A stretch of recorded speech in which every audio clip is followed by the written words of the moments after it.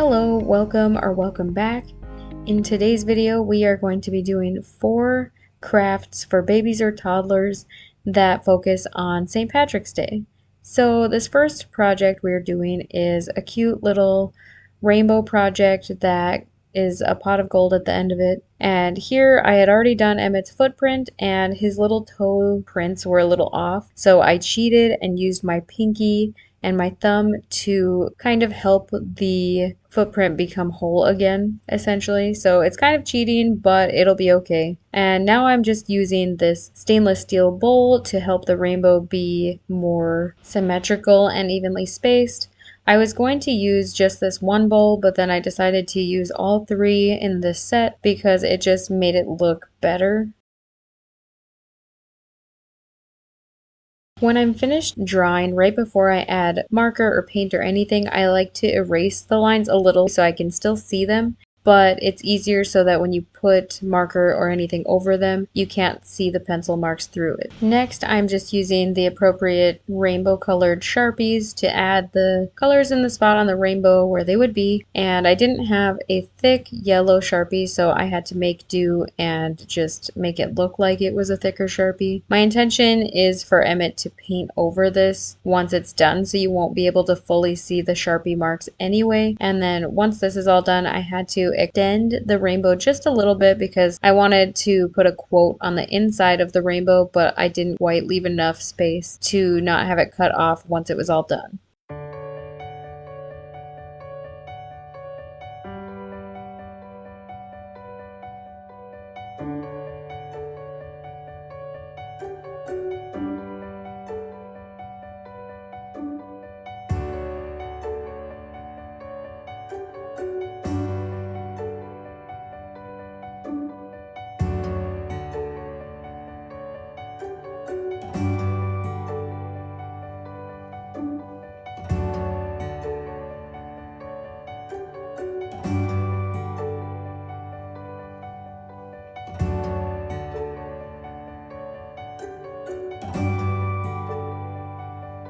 Now I was using my dollar store paper cutter to cut off the extra pieces of the rainbow. You definitely don't have to do this extra step. I only do this because I laminate them and put the projects in a portfolio so I can give them all to Emmett later in life.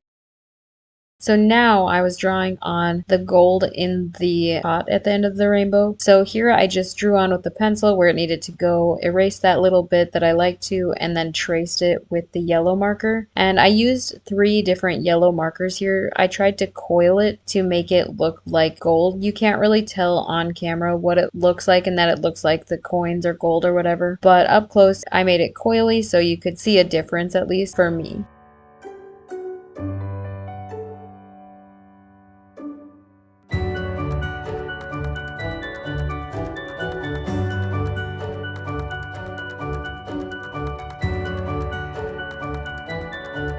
Once I was finished with the gold at the bottom of the rainbow, I needed to just extend the little bits of the rainbow that didn't touch the gold fully before it was Emmett's turn to paint the project.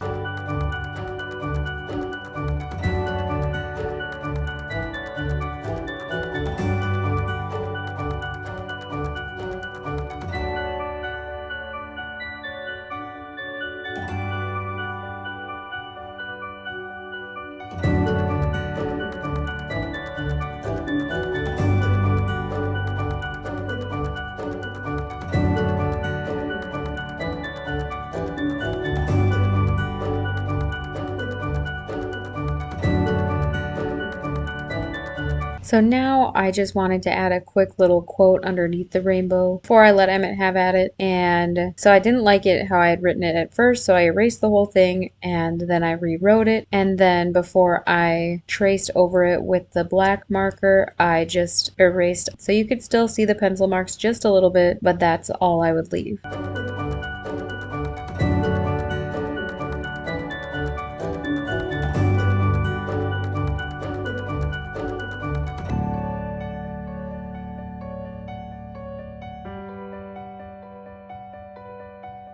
I found this quote on Pinterest. It says, "You're the pot of gold at the end of my rainbow." I just thought it was too cute and it went perfectly with this project. My Sharpie started to die, so I had to go over it a second time, and then I filled in the spots that the Sharpie didn't do well enough with a smaller marker right after. I add the cute little dots at the end of the letters just to make it look more finished and intentional.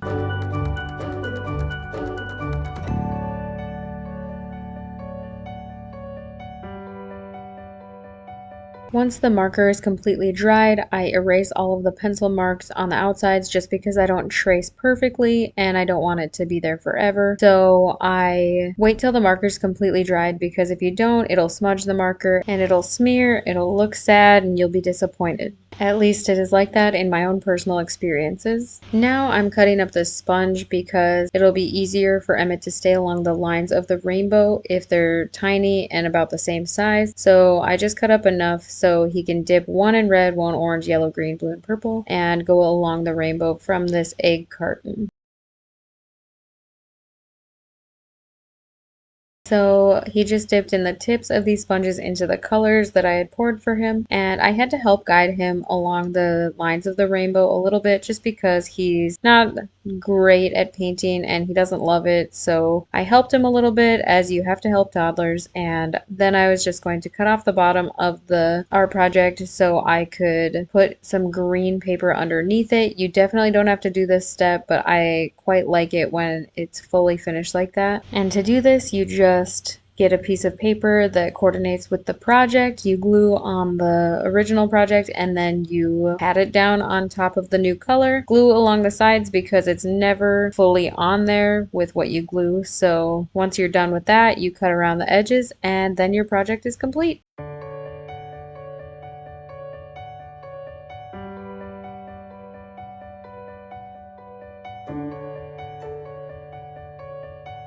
For the next project, I just recycled the egg carton container that Emmett had painted with the day before, and he painted this piece of paper just crazy, which was just perfectly fine. After that, I went around the outsides to decide how big I wanted to cut out this shamrock that we are cutting out, or clover. I'm never sure which one it is, but I think that this is a clover because I think clovers have 4 leaves. Anyway, I cut out a heart here to size just because that is the easiest way to make a symmetrical clover, and then I cut out the sides where I had marked earlier just so that it would be easier to mark the clover and know the size that it would be so that I could cut it out more accurately. And I didn't want any of the white on the outsides that Emmett didn't paint, so this is also a piece of paper that we were using to learn parts of the alphabet the other day. So don't ever use a piece of paper that is new, always use one that has been written on because you never see the back anyway. So I had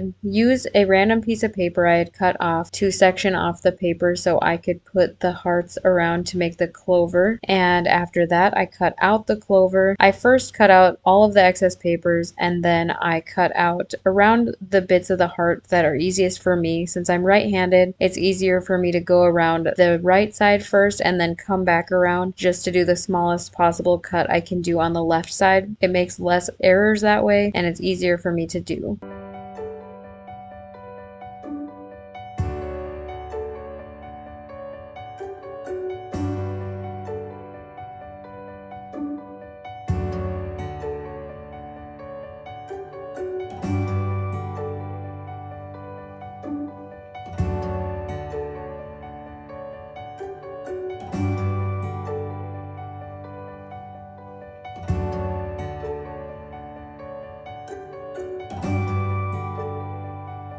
Once I was finally finished cutting out the clover, I wanted to put it on this green paper like I had done with the last project to make it look more intentional. So I just glued it on this piece of paper and cut it out in the exact same way that I cut out the original clover.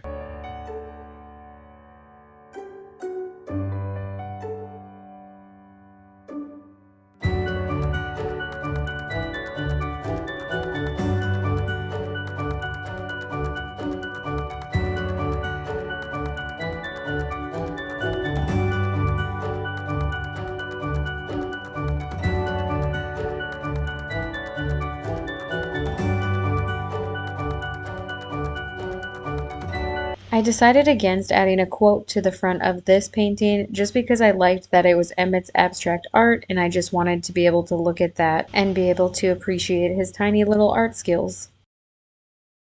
For the next project, I decided to use this bell pepper I found in the fridge along with these other couple paints. We only ended up using the dark green paint right away. And for this project, you just cut off about half of the pepper or less of the bottom I used. And you take all the seeds out and the innards and you dip it into the paint, which we put on a plate and it worked out perfectly. Emmett dipped it and he did great. He didn't love it. He smeared it around, which is what toddlers do. And I love it. And I accepted that this project is his and not mine, and that's fine. Now I'm just adding on the stems to these shamrocks, and I added these 3 little lines inside the shamrocks just to make it look more real. This little tiny marker I was using wasn't working well enough for me, so I brought out the big Sharpie and called it a day. Once I was finished drawing on the stems, I decided to cut off just a little excess of the paper, and then once I was done with that, I decided to draw on this cute quote saying Irish kisses and shamrock wishes, which seemed fitting. So I drew it on with pencil as always, but I went with a different font, I would say. This one I tried to make it a little more whimsical and fun since that's what you always think of when you think of leprechauns, and the holiday of St. Patrick's Day is just crazy. So I just went with something fun, a little out of my norm, so it took a little bit longer to write like crazy. And then once I was finished with that, I erased a little bit of it and then traced it on as usual with marker.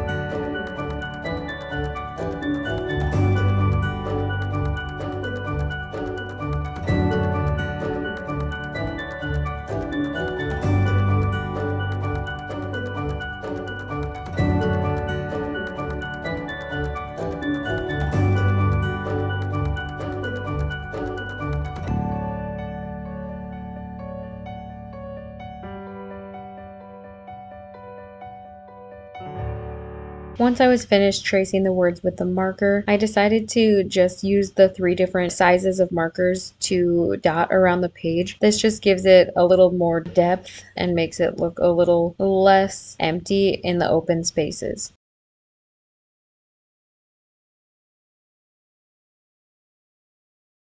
And for our last project, I wanted to make a 4-leaf clover handprint. So I got Emmett's handprints. I did quite a few just because you never know how many good handprints you're going to get out because toddlers, he screamed. He did not enjoy doing these handprints. So this one was more of a project for myself. So we did the handprints and I cut out the 4 good ones. And then I placed them on a piece of paper and decided how the clover would look.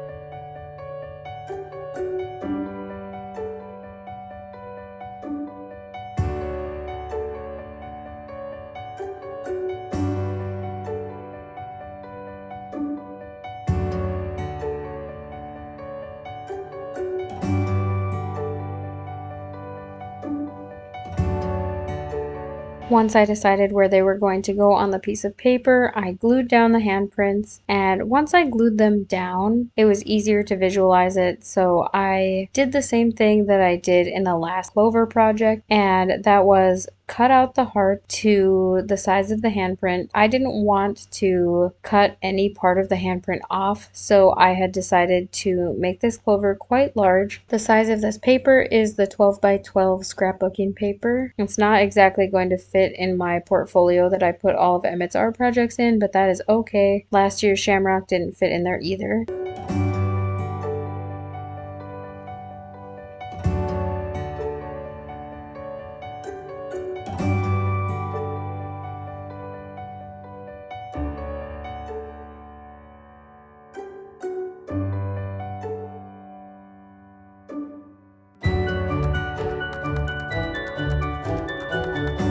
So I used a piece of scratch paper to cut out this heart that I was going to trace around each of Emmett's hands so it could form each of the leaves for the clover. And once that was done, I just trimmed around each heart. This one got a little bit tricky just because there wasn't much for the clover to hold on to. It was just the center that was holding it on between the hands. So that got a little tricky, but if you're careful, it should turn out just fine.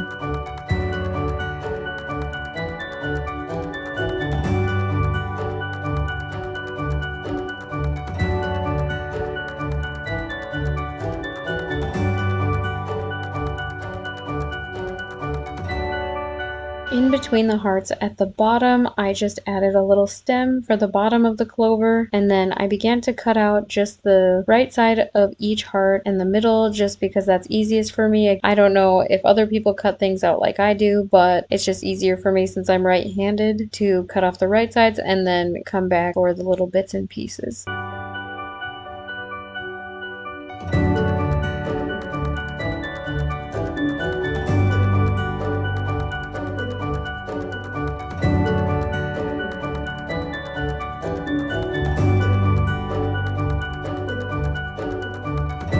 Now that it was all cut out, I just needed to erase all the remaining pencil marks from the outside that didn't get cut off. Once I was finished erasing, I just needed to trim up a little bit of the outsides that were still a little bit pointy that I didn't cut off very nicely.